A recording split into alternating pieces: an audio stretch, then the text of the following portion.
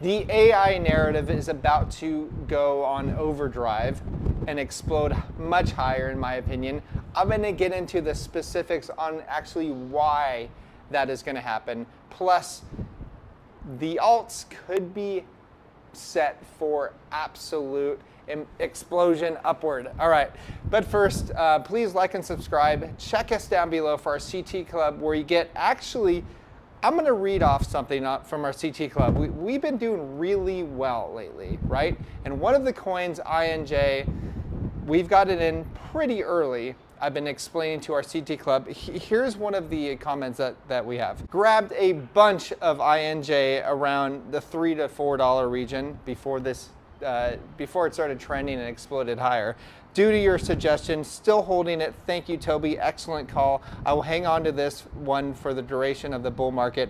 Rumors of SOL vibes indeed. That's Solana.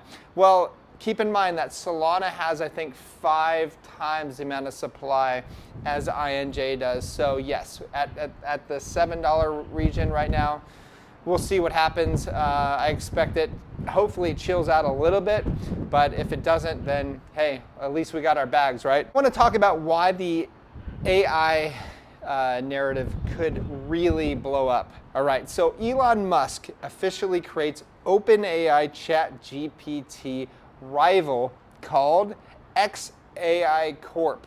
So he does see that right now is the time to build on AI, to learn prompts, to build companies on AI, right? My suggestion, I was actually thinking about this today, like what am I going to say that's going to give you guys some alpha that's longer lasting than just a coin that goes up? Well, first off, if you have kids that are in school right now, that are learning in college or whatever, man, and they're struggling and they probably don't know what they want in life, you know what? My suggestion is that they learn AI prompts, they learn to build on AI, they learn to code on AI, for AI, things like that. I think that's going to set them way ahead of the average crowd that has no idea what's about to hit them. And AI is not going anywhere, okay? It's really not. This is just the beginning.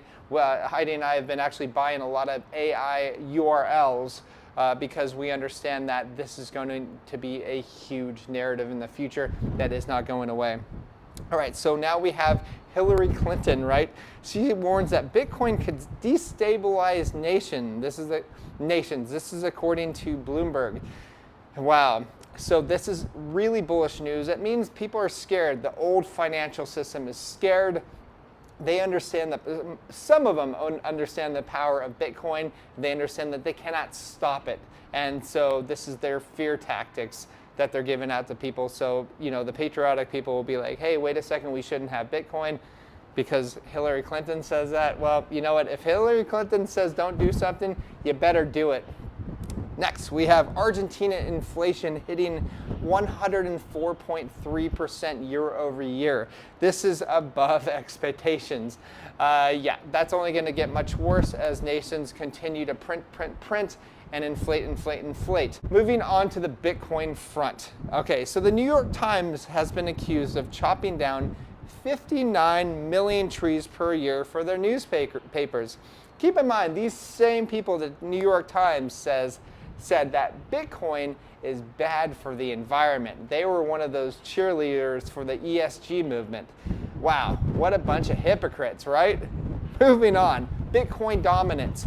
Now, I said a couple days ago that Bitcoin dominance was around 49% or something like that, and that it was probably going to drop after that. Well, it has dropped to 47 point something percent. I don't know exactly right now, but that is really good for alts. So that means Bitcoin kind of chills out a little bit and alts can finally go for a nice rise, as we saw over the last 24 hours. One of those where INJ went from like $6 and something cents to $8, almost $9. So yeah, really good. That's how you stack sats. That's how you buy Bitcoin, more and more Bitcoin.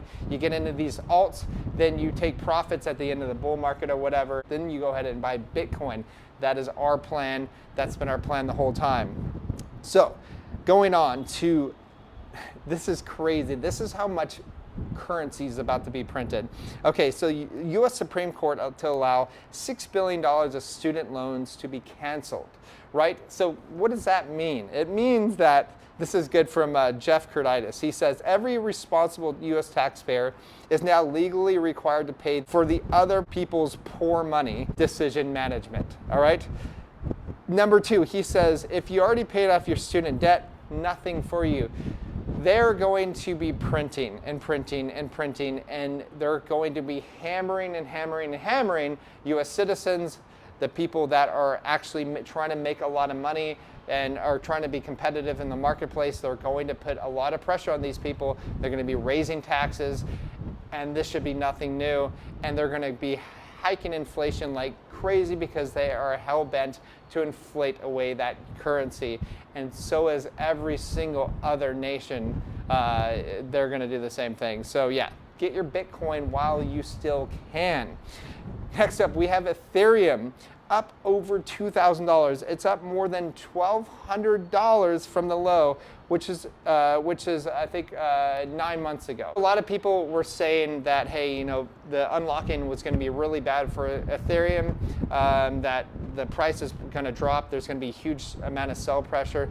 We, on the other hand, were saying way before this happened that these people are dead wrong, that Ethereum is going to rise after this because the people that had initially staked their Ethereum were in it for the long haul. Why? How did I know that? Because nobody in their right mind would have staked Ethereum for an indefinite amount of time if they didn't have a long-term outlook, and they're definitely not going to sell at $2,000. Okay, next we have Brazil's president calling for an end of the US dollar trade dominance. So there's a lot more nations coming out and saying, you know what, we don't like the US dollar anymore. We want to trade in our own currencies. And so, you know, the BRIC nations, you're having China now working with Iran, Saudi Arabia, and Brazil to try to circumvent the US dollar, which is going to really hurt the US dollar's reserve currency status. But as always, this is not financial advice. This is just my opinion. Talk to you guys soon. Bye.